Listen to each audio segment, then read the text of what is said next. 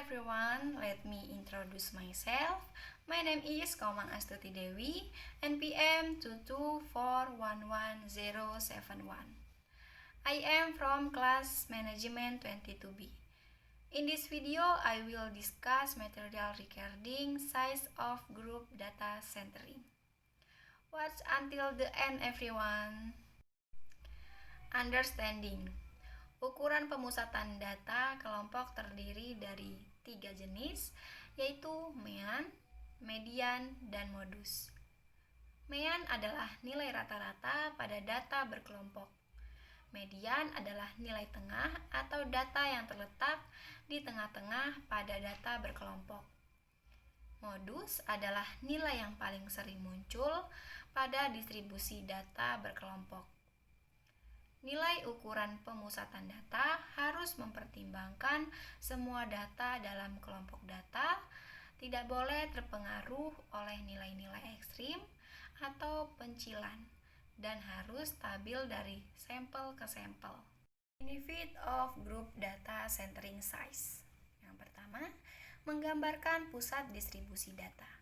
Ukuran pemusatan data kelompok dapat memberikan gambaran tentang titik pusat distribusi data berkelompok.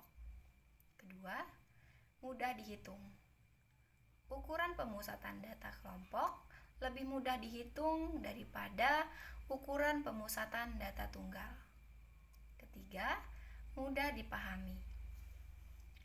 Ukuran pemusatan data kelompok lebih mudah dipahami karena hanya menggunakan beberapa nilai saja untuk mempresentasikan seluruh kelompok anggota.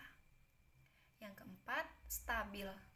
Ukuran pemusatan data kelompok lebih stabil daripada ukuran pemusatan data tunggal karena tidak terpengaruh oleh nilai-nilai ekstrim atau pencilan.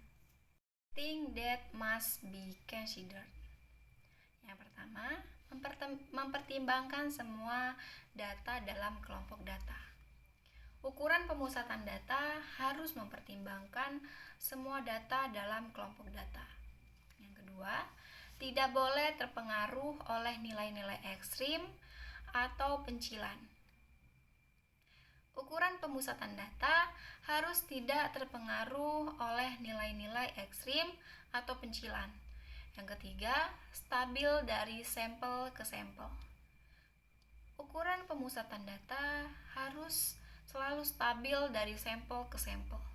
Yang keempat, mampu digunakan untuk analisis statistik lebih lanjut.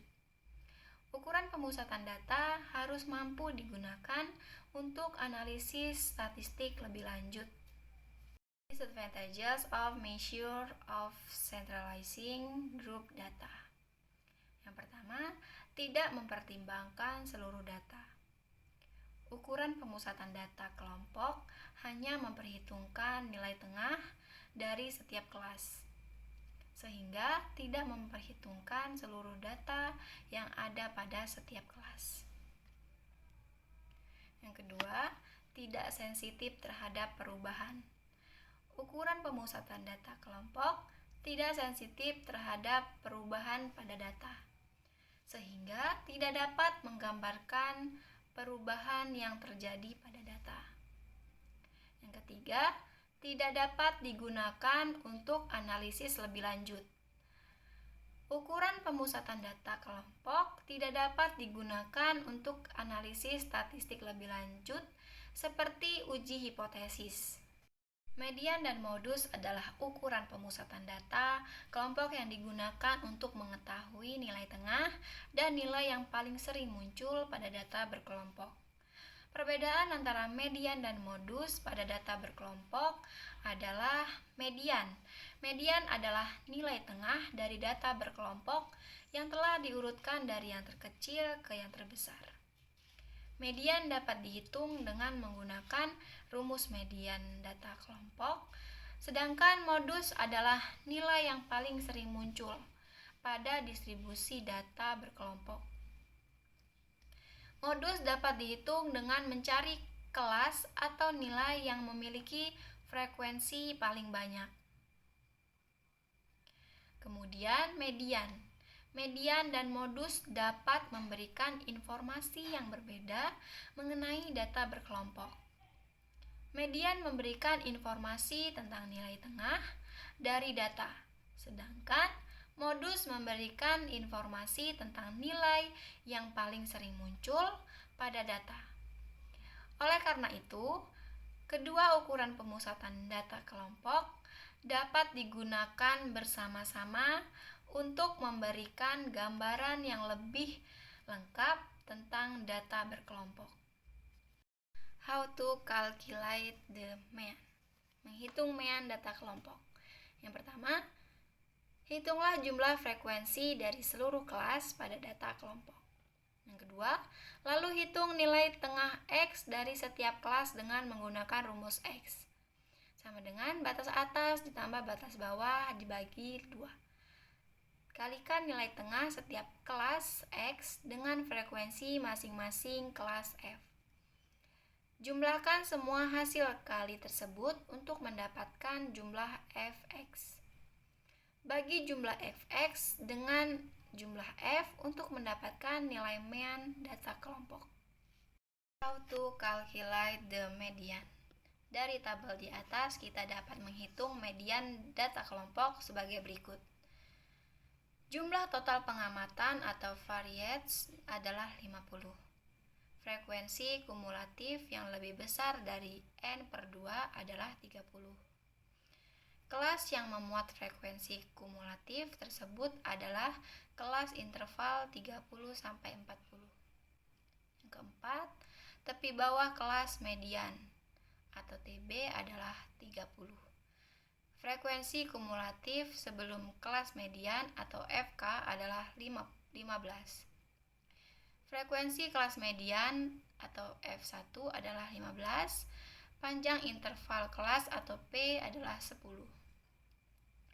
Maka nilai median data kelompok adalah median sama dengan TB ditambah 1/2 dikali N dikurang FK per F1 dikali P.